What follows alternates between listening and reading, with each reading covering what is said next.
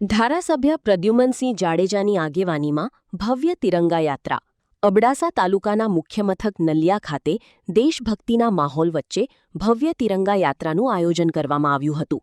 અબડાસા તાલુકાના ધારાસભ્ય શ્રી પ્રદ્યુમનસિંહ જાડેજા તેમજ કચ્છ જિલ્લા પંચાયતના ઉપપ્રમુખ શ્રી મહાવીરસિંહ જાડેજાની આગેવાની હેઠળ યોજાયેલી આ તિરંગા યાત્રામાં મોટી સંખ્યામાં લોકો જોડાયા હતા.